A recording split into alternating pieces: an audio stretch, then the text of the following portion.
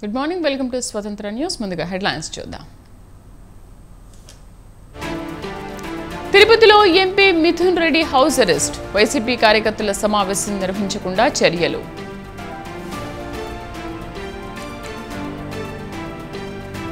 పోలవరం ప్రాజెక్టును సందర్శించనున్న అమెరికా నిపుణుల బృందం. ఇరిగేషన్ అధికారులతో సమీక్షా సమావేశం.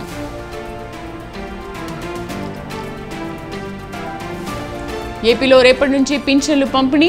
ఒకే రోజు 65 లక్షల మందికి ఇచ్చేలా ప్రణాళిక.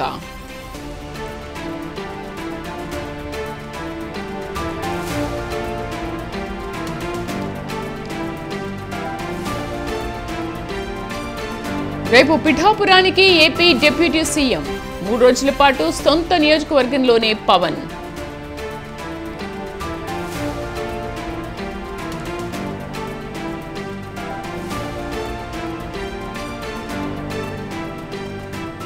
తమిళనాడులో ఎన్ఐఏ దాడులు. చెన్నై సహా 12 చోట్ల సోదాలు.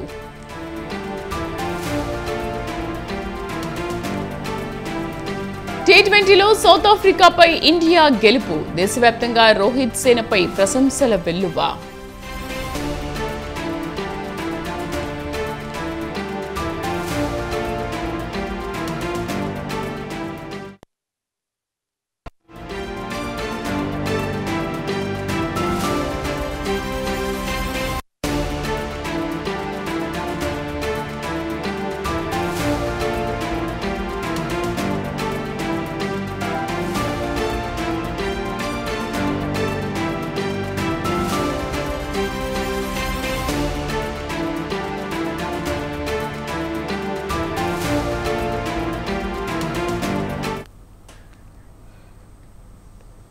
తిరుపతిలో వైఎస్ఆర్సీపీ ఎంపీ మిథున్ రెడ్డి నివాసం వద్ద ఉద్రిక్తత నెలకొంది. మిథున్ రెడ్డిని పోలీసులు హౌస్ అరెస్ట్ చేశారు.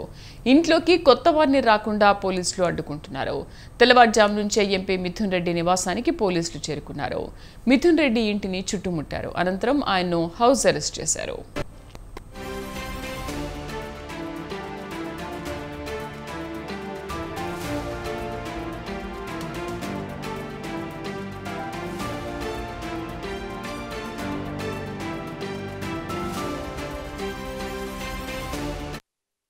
ఇవాళ మిథున్ రెడ్డి పుంగనూరులో కార్యకర్తల సమావేశం నిర్వహించేందుకు సిద్ధమయ్యారు. ఈ క్రమంలో ఆయనను అడ్డుకునేందుకు ముందస్తుగా పోలీసులు అక్కడికి చేరుకున్నారు. మిథున్ రెడ్డికి నోటీసులు ఇచ్చారు. ఇంట్లోకి కొత్త వారిని కూడా అనుమతించడం లేదు. ఎవరైనా వస్తే వారిని అడ్డుకుంటున్నారు. ప్రజలను కలిసేందుకు కూడా మిథున్ రెడ్డిని అనుమతించడం లేదు. దీంతో భారీ సంఖ్యలో వైఎస్ఆర్సీపీ అభిమానులు ఆయన ఇంటికి చేరుకుంటున్నారు. తన నియోజకవర్గంలో ప్రజల్ని కలవకుండా పోలీసులు అడ్డుకుంటున్నారని ఎంపీ ఫైర్ అయ్యారు. నియోజకవర్గంలో ప్రజల్ని కలవడానికి కూడా వెళ్లనివ్వడం లేదని అన్నారు. గతంలో ఎప్పుడూ లేని విధంగా పేదలు ఆస్తుల ధ్వంసం చేస్తున్నారని ఎంపీ మిథున్ రెడ్డి ఆరోపించారు. వైఎస్ఆర్సీపీ నాయకుల మామిడి తోటలు, ఆస్తులు, కుటుంబ సభ్యుల వాహనాలు ధ్వంసం చేస్తున్నారని ఆగ్రహం వ్యక్తం చేశారు. వారం రోజుల క్రితం పెద్దిరెడ్డి రామచంద్రారెడ్డి పుంగనూరు రాకుండా టీడీపీ ఇన్ఛార్జ్ చల్లా బాబు అడ్డుకున్నారు. ఇక 2 రోజుల క్రితం 13 మంది పుంగనూరు కౌన్సిలర్లు సహా చైర్మన్ రాజీనామా చేసి చల్లాబాబు సమక్షంలో తెలుగుదేశం పార్టీలో చేరారు. అయితే పోలీసులు పుంగనూరులో ఎలాంటి అల్లర్లు జరగకుండా తగిన ఏర్పాట్లు చేశారు. నగరంలో ఎవరన్నా గొడవలు చేయాలని చూస్తే కఠిన చర్యలు తీసుకుంటామని ఇప్పటికే హెచ్చరికలు జారీ చేశారు.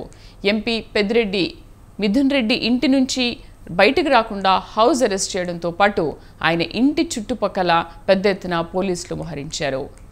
ఎంపీ ఇంటి సమీపంలో ఆ వైపుకు ఎవరిని కూడా అనుమతించడం లేదు పోలీసులు.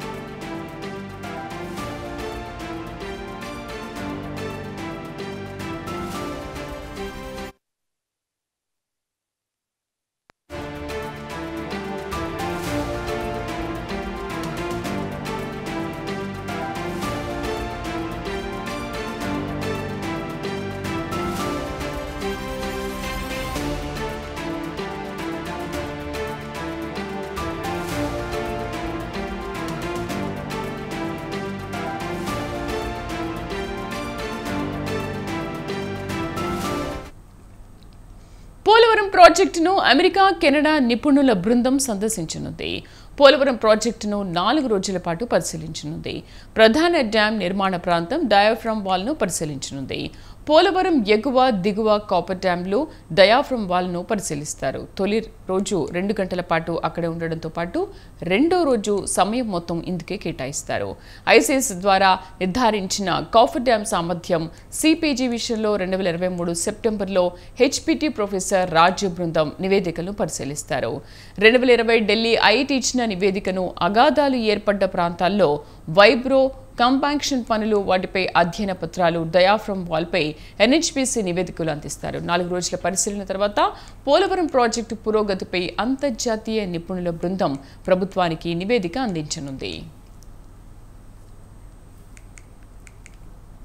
దీనికి సంబంధించి పూర్తి సమాచారాన్ని భీమవరం నుంచి మా కరెస్పాండెంట్ సతీష్ అందిస్తారు. సతీష్. Thank you Sridevi. పోలవరం ప్రాజెక్టులో ఇవాళ సాంకేతిక సవాళ్లు పరిష్కరించే లక్ష్యంగా అంతర్జాతీయ జనవనరుల నిపుణులు రంగప్రవేశం చేస్తున్నారని చెప్పవచ్చు. అమెరికా, కెనడాకు సంబంధించి 4 నిపుణులతో శనివారం ఢిల్లీలో బయలుదేరారు. ఇక్కడ ఆదివారం అంటే ఈ రోజు రాజమండ్రి నుంచి అంటే రోడ్ మార్గంగానే పోలవరం చేరుకున్నారు.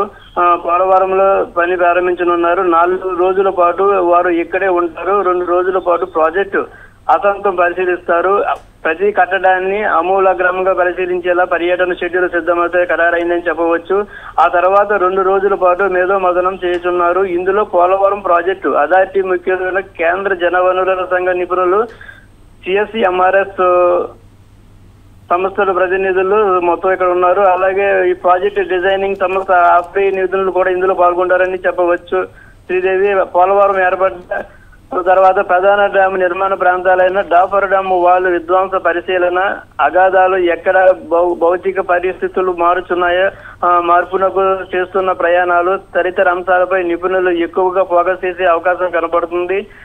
తొలి రోజు 2 గంటల పాటు అక్కడే అంటే ఈ కాపర్ డ్యామ్ ప్రాంతాల్లోనే ఎక్కువగా కూడా అక్కడ మొత్తం అక్కడే ఉండడం తెలుస్తుంది. 2 రోజుల సమయం మొత్తం ఇందుకే కేటాయిస్తున్నట్టు అక్కడ నిపుణుల షెడ్యూల్లో అయితే ఉన్నది. ప్రస్తుతం పోలవరం ప్రధాన పరిశీలక ఇక్కడే ఉన్నారు. 2 గంటల పాటు ప్రధాన డ్యామ్ నిర్మించిన మొదటి గ్యాప్ పరిశీలిస్తారు. అక్కడ కొంత మేర పని జరిగింది. ఎడమ వైపు ఎక్కడైతే నిర్మాణ డాఫర్ డ్యామ్ వాళ్ళను పరిశీలిస్తారు. సతీష్, ఈ రోజు నిపుణుల బృందం ఎన్ని గంటలకు అక్కడికి చేరుకున్నారు? అంటే ఇప్పుడు 10:30-11 ఆ టైం కల్లా బృందం ఇక్కడికి చేరుకుని ఉన్నారు. ఆల్రెడీ మార్నింగ్ రాజమండ్రి రావడం జరిగింది. కొద్ది వాతావరణం ప్రాబ్లం వల్ల ఇప్పుడు రావడం జరుగుతుంది. ఇప్పుడు 10:30-11 నుంచి ఇక్కడికి బృందం చేరుకున్నారు శ్రీదేవి.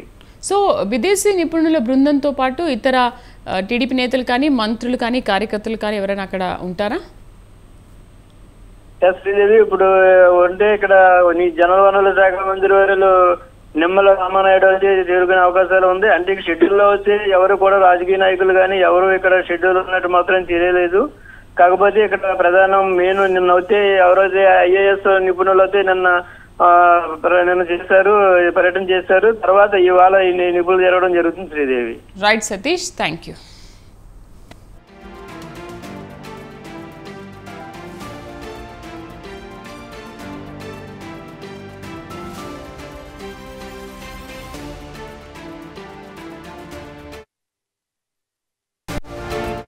ప్రాజెక్టును చూస్తే ఏడుపొచ్చింది, బాధ, ఆవేదన కలిగింది. ఇంత విధ్వంసానికి బాధ్యులను ఏం చేయాలి? కేంద్ర ప్రాజెక్టును వారు చెప్పినట్లు చేయకుండా, వినకుండా రివర్స్ టెండరింగ్ అంటూ నిర్వహించి గోదాట్లో ముంచేయడం ద్రోహం కాదా? జగన్ కారణంగానే పోలవరం సర్వనాశనమైంది. ఇది పోలవరం ప్రాజెక్టుపై శ్వేతపత్రం విడుదల సందర్భంగా సీఎం చంద్రబాబు చేసిన వ్యాఖ్యలు, విమర్శలు. అంతేనా, పలు ముఖ్యమైన అంశాలను ప్రస్తావించారు ఆంధ్రప్రదేశ్ ముఖ్యమంత్రి.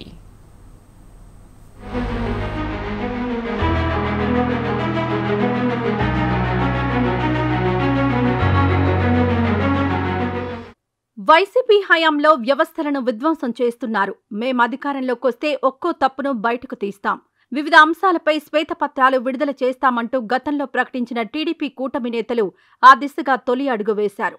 ఆంధ్రప్రదేశ్ జీవనాడిగా పిలిచే పోలవరం ప్రాజెక్టుపై శ్వేతపత్రం విడుదల చేసింది ఏపీ ప్రభుత్వం. 2014లో టీడీపీ పాలన ప్రారంభమైనప్పటి నుంచి 2019 వరకు ప్రాజెక్టు పనులు ఎలా జరిగాయి, ఆ తర్వాత 2019లో వైసీపీ ప్రభుత్వం వచ్చాక 2024 ఎన్నికల ముందు వరకు పరిస్థితి ఎలా ఉంది అన్నది పవర్ పాయింట్ ప్రెజెంటేషన్ రూపంలో వివరించారు సీఎం చంద్రబాబు. ఈ ప్రాజెక్టు ప్రొఫైల్ ఒకసారి మనం చూస్తే 194 టీఎంసీ నీళ్లు నిలవబెట్టే పరిస్థితి ఉంది. 322 టీఎంసీ నీళ్లు సద్వినియోగం, అంటే ఇప్పుడుండే కెనాల్స్ అన్ని ఉపయోగించుకుంటే, ఇంకా మనం కానీ కరెక్ట్గా కానీ ఆ కెనాల్స్ అవన్నీ చేస్తే సముద్రంలోకి పోయే నీళ్లు డైవర్ట్ చేయగలిగితే ఒక 500 లేకపోతే ఒక 700 టీఎంసీ నీళ్లు కానీ డైవర్ట్ చేసుకుంటే రాష్ట్రంలో అన్ని ప్రాంతాల్లో అక్కడుండే నీరు ఇది కలుపుకుంటే కరువు అనే మాట ఉండదు. ఇది చాలా ముఖ్యమైన విషయం. 2 ప్రాజెక్టులు కానీ మనం పూర్తి చేసుకుంటే విభజనలో జరిగిన అన్యాయాన్ని కానీ మనం ఏ విధంగా నష్టపోయామో ఆ నష్టాన్ని పూడ్చుకునే అవకాశం ఉంటుంది. పోలవరం ప్రాజెక్టు కూడా విభజన చట్టంలో నేషనల్ ప్రాజెక్టు చేసి కేంద్రం నిధులు ఇవ్వడానికి ముందుకు వచ్చినటువంటి ప్రాజెక్ట్ ఇది. నదుల అనుసంధానానికి గుండె పోలవరం. ఇటువంటి పోలవరానికి జగన్ ఒక శాపంగా మారాడు. మాజీ సీఎం వైఎస్ జగన్ కారణంగానే పోలవరం ప్రాజెక్టు సర్వనాశనమైందన్నారు సీఎం చంద్రబాబు. ఈ విధ్వంసం కారణంగా వేలాది కోట్ల రూపాయల నష్టం సంభవించిందన్నారు. పోలవరం ప్రాజెక్టు అథారిటీ చెప్పినా వినకుండా జగన్ ప్రభుత్వం కక్షతో వ్యవహరించి పాత కాంట్రాక్టర్ను తొలగించి కొత్తవారికి పనులు అప్పగించిందన్నారు. ఈ క్రమంలో సంవత్సరంన్నర పాటు పనులు ఎక్కడివక్కడ నిలిచిపోయాయని వెల్లడించారు. ఫలితంగా వరదలొచ్చి డయాఫ్రమ్ వాల్ కొట్టుకుపోయిందన్నారు చంద్రబాబు. ఎగువ దిగువ కాపర్ డ్యాంలు దెబ్బతిన్నాయని, గైడ్ బండ్ కుంగిపోయిందన్నారు. రివర్స్ టెండరింగ్ ద్వారా 628 కోట్ల మేర ఆదా చేశామని నాటి వైసీపీ ప్రభుత్వం చెప్పినా మేఘా సంస్థకు అదనపు పనులు అప్పగించడం వల్ల 2268 కోట్ల మేర అదనపు భారం పడిన విషయాన్ని గుర్తు చేశారు ముఖ్యమంత్రి. ఏదైతే ఒక వ్యక్తి చేతగానితనం కావచ్చు, అహంభావం కావచ్చు, లేకుంటే అధికార దుర్వినియోగం కావచ్చు, ఏదైనా అనుకోవచ్చు, ఏ విధంగా చేశాడో మీరు చూస్తే ముఖ్యమంత్రిని వెంటనే స్టడీ చేయకుండా ప్రమాణ స్వీకారం చేసిన రోజునే పనులు నిలిపేశాడు. అది ఘోరాతి ఘోరం, చరిత్ర క్షమించరాని నేరం. 20 ఆగస్టులో వచ్చిన వరదల్లో డయాఫ్రమ్ వాల్ దెబ్బతిందని హైదరాబాద్ ఐఐటి నిపుణులు రిపోర్ట్ ఇచ్చారు. కాఫర్ డ్యామ్ గ్యాపులు పూర్తిగా చేయకపోవడమే కారణం కూడా చాలా స్పష్టంగా చెప్పారు. డయాఫ్రమ్ వాల్ దెబ్బతిన్న 2 ఏళ్ల తర్వాత తెలుసుకున్నటువంటి ఒక బ్లైండ్గా, అంటే వీళ్ళు ఎక్కడ పడుకున్నారో ఏం చేశారో తెలియని పరిస్థితి 2 ఇయర్స్ తర్వాత మెలుకునే పరిస్థితికి వచ్చింది. మనం అందరికి కూడా డార్క్లో ఉన్నాం, ఎవరికీ తెలియదు ఆ ప్రాజెక్ట్ ఏమైందని కూడా. అలాంటి పరిస్థితులు తీసుకొచ్చే పరిస్థితికి వచ్చారు. డయాఫ్రమ్ వాల్ను గతంలో 436 కోట్లతో నిర్మించగా ఇప్పుడు దానికి మరమ్మతులు చేయాలా లేదంటే కొత్తది కట్టాలా అన్నది తేల్చేందుకే నిపుణుల కమిటీకి ఏడాది పాటు సమయం పట్టేలా ఉందన్నారు సీఎం చంద్రబాబు. ఆ తర్వాత ప్రాజెక్టు నిర్మాణానికి 4 ఏళ్లు పడుతుందన్నారు. జగన్ పాలన కారణంగా ప్రాజెక్టు నిర్మాణ సమయంలో 4 ఏళ్ల కాలం వృధా అయిందని, ఇప్పుడు మరో 4 ఏళ్లు పట్టడం వల్ల మొత్తంగా 8 ఏళ్లు వృధా అని వ్యాఖ్యానించారు చంద్రబాబు.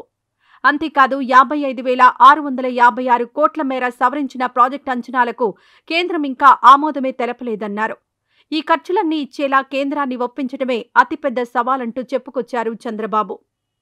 ఈరోజు డయాఫ్రమ్ వాల్ 3 మేజర్ డ్యామేజ్ జరిగాయి. కాంక్రీట్ వర్కులు మాత్రం స్పిల్వే మిగిలింది, డయాఫ్రమ్ వాల్ డ్యామేజ్ అయింది. ఇంకొక పక్కన కాఫర్ డ్యాములు up stream down stream 2 damage అయినాయి. 3వది గైడ్ బండ్ డ్యామేజ్ అయింది. గ్యాప్ 1 ఏదైతే ఉందో ఈసీఆర్ఎఫ్ డ్యామ్కి వచ్చేది, అది కూడా సగం 3/4 కొట్టుకోబోయే పరిస్థితికి వచ్చింది. ఇప్పుడు ఎంత డ్యామేజ్ జరిగిందంటే డయాఫ్రమ్ వాల్ 2018లో 436 కోట్లకు పూర్తి చేశాం. ఇప్పుడు డయాఫ్రమ్ వాల్ రిపేర్ల కోసం కొన్ని రింగ్ బండ్లేసి అక్కడెక్కడ 3-4 ప్లేసుల్లో 33% రిపేర్లు చేయాలి. దాని ఖర్చు 447 కోట్లు. అది రిపేర్ చేస్తాం. అప్పటికి పర్మనెంట్గా సొల్యూషన్ వచ్చిందంటే మేము చెప్పలేమంటున్నారు. అది కాకుండా పేర్లగా ఇంకొక కొత్త డయాఫ్రమ్ వాల్ కట్టాలంటే 990 కోట్లు. ఇక ఖర్చుల పరంగా చూస్తే కొత్త డయాఫ్రామ్ వాల్ కట్టాల్సిన పరిస్థితే వస్తే 1000 కోట్ల వరకు ఖర్చవుతుందన్నారు చంద్రబాబు. దాంతోపాటు కాపర్ డ్యాంలు, గైడ్ బండ్ల మరమ్మతులకు 4900 కోట్ల వరకు చెల్లించాల్సి ఉంటుందన్నారు. ఇక విద్యుత్ ప్రాజెక్టులు సకాలంలో పూర్తి చేయకపోవడంతో 3000 కోట్ల మేర నష్టం జరిగిందన్నారు. ఇప్పటికే 2019 నాటికి ప్రాజెక్టు సవరించిన వ్యయం 55,656 కోట్లు కాగా ద్రవ్యోల్బణం ఒక 38% కూడా కలుపుకుంటే మరో 15,000 కోట్ల భారం పడుతుందన్నారు ఏపీ సీఎం. ప్రాజెక్టు నిర్మాణంలో జాప్యం కారణంగా నీరు ఇవ్వకపోవడంతో రైతులు నష్టపోయింది 45,000 కోట్లుగా ప్రభుత్వం లెక్కలు వేసింది. మొత్తంగా జగన్ కారణంగా 68,000 కోట్ల వరకు నష్టం జరిగినట్లుగా టీడీపీ కూటమి ప్రభుత్వం లెక్కలేసింది. మళ్ళీ 2 సీజన్లు కావాలి. అది కూడా సక్రమంగా చేస్తే 2 లేకపోతే 3-4 సీజన్లు అవుతుంది. అంటే 3-4 సీజన్లు డయాఫామ్ వాళ్ళు కట్టాలి. దానిపైన కాఫర్ డ్యాములు ప్రాబ్లమ్స్ ఉన్నాయి. దానిపైన ఈసీఆర్ఎఫ్ కట్టాలి. ప్రాజెక్టు పూర్తి కావాలి. ఒక మూర్ఖత్వంతో చేసిన పనికి దానికి కూడా ఇంకొకటి కూడా సీపేజీ అరికట్టడానికి ఖర్చు ఎంత అవుతుందో, సమయం ఎంత అవుతుందో అంచనాలు లేకపోతున్నారు. ఇక్కడ 2 ఉన్నాయి. ఒక పక్క ఇవన్నీ diaphragm wall, upper coffer dam, lower coffer dam. Next slide చూపి. ఇక్కడ మీరు చూడండి ప్రాజెక్టు ఎంత అతలాకుతలం అయిపోయిందో మీరు చూడండి. మొత్తం ప్రాజెక్టు భౌగోళిక పరిస్థితులే మారిపోయినాయి. ఎందుకు మారిపోయినాయంటే ఈ 15 నెలల సమయంలో ఇక్కడ కొద్దిగా గ్యాప్ ఉంటే దాన్ని పూర్తి చేయకపోయే కొందికి ఆగస్టులో వరద నీరు వచ్చింది. ఇక్కడి నుంచే నీళ్లు వెళ్ళాలి. ఆ ఒత్తిడి పెరిగింది. కిందికి నీళ్లు వచ్చినప్పుడు సునామీ మారిగా సుడుగులు తిరగడం మొదలుపెట్టింది. దాంతో కింద నుండే ఇసుకంతా లాగేసి కొట్టుకుపోయే పరిస్థితికి వచ్చింది. పోలవరం ప్రాజెక్టు టీడీపీ హయాంలో 72% పూర్తయితే జగన్ ప్రభుత్వం వచ్చిన తర్వాత కేవలం 3.84% పనులు మాత్రమే జరిగాయన్నారు చంద్రబాబు. కేంద్రం ఇచ్చిన నిధుల్లోనూ 3,385 కోట్లను జగన్ సర్కార్ దారి మళ్లించిందని ఆరోపించారు ఏపీ సీఎం.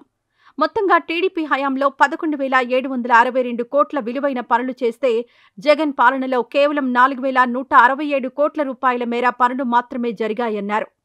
ఇక్కడ మీరు చూస్తే ప్రోగ్రెస్ రిపోర్ట్లో మీరు చూస్తే ఖర్చు 11,762 కోట్ల రూపాయలు తెలుగుదేశం పార్టీ హయాంలో.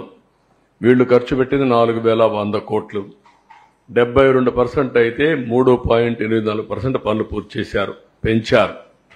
కేంద్రం నిధులు ఒక్క రూపాయి కూడా దారి మళ్లించలేదు. కేంద్రం ఇచ్చిన డబ్బులు మేమున్నప్పుడు 4,000 కోట్ల రూపాయలు మనం పెట్టి పనులు చేశాం. ఆ 4,000 కోట్లు రియంబర్స్ చేశారు. అదనంగా అయిందానికి డబ్బులు ఇచ్చారు.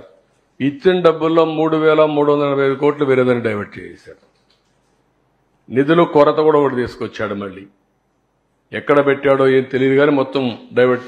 ఇలాంటి ప్రాజెక్టులో తెలుగుదేశం పార్టీ హయాంలో స్టేట్ ఫండ్స్ పెట్టి ప్రాజెక్టు పూర్తి చేస్తే ఇతను వాళ్ళిచ్చిన డబ్బులు డైవర్ట్ చేసే పరిస్థితికి వచ్చాడు. ఇది మీకు ఒక ఐడియాకి 4,908 కోట్ల రూపాయలు ఖర్చు పెట్టి పోలవరానికి మనం ప్రాధాన్యత ఇచ్చాం. వాళ్ళు డబ్బులు ఇవ్వకపోయినా ప్రాజెక్టు ఆగకుండా పోయాం. వీళ్ళు వస్తానే 3,345 కోట్లు వాళ్ళు ఇచ్చిన డబ్బులను డైవర్ట్ చేశారు.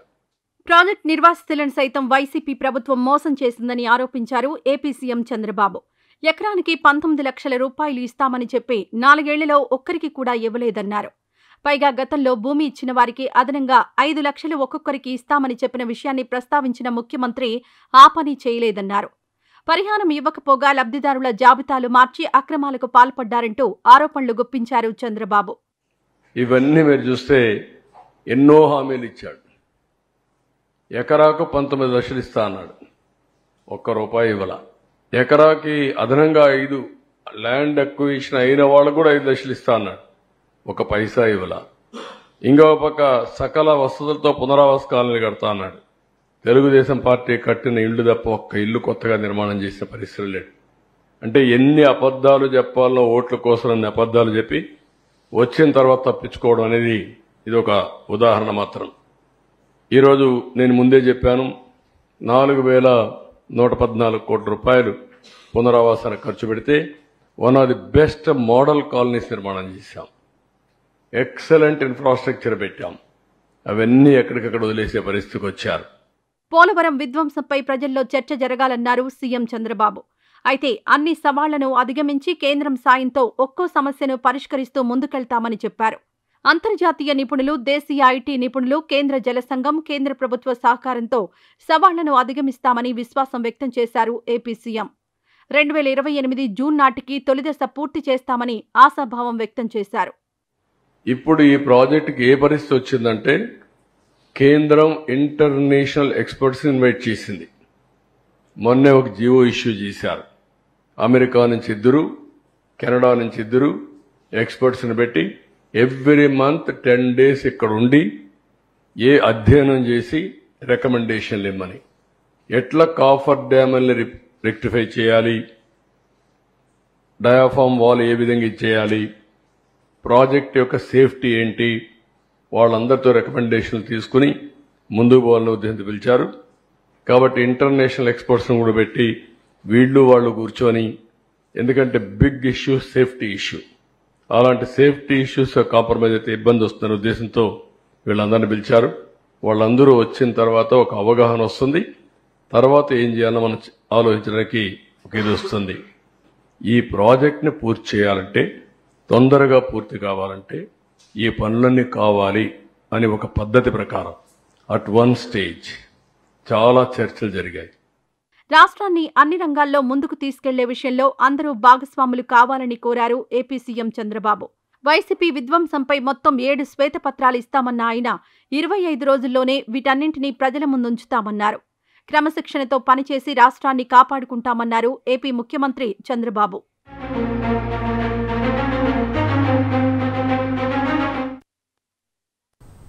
మాజీ మంత్రి ధర్మపురి శ్రీనివాస్ అంత్యక్రియలు అధికారిక లాంఛనాలతో జరగనున్నాయి.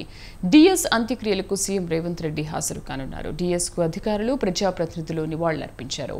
కొంతకాలంగా అనారోగ్యంతో బాధపడుతున్న డిఎస్ గుండెపోటుకు గురై హైదరాబాద్లోని ఆయన నివాసంలో శనివారం తెల్లవారుజామున తుది శ్వాస విడిచారు. డిఎస్ మృతి పట్ల ప్రధాని మోదీ, సీఎం రేవంత్తో పాటు ప్రజాప్రతినిధులు, అధికారులు, పలువురు రాజకీయ ప్రముఖులు, అభిమానులు, ఆయా సంఘాల ప్రతినిధులు సంతాపం ప్రకటించారు.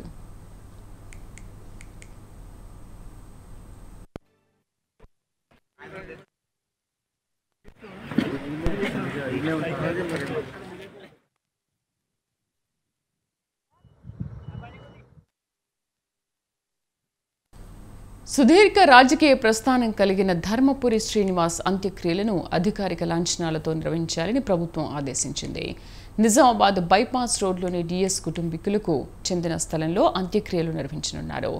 ఉదయం 11 గంటలకు ప్రగతి నగర్లోని డిఎస్ నివాసం నుంచి అంతిమ యాత్ర ప్రారంభమవుతుంది.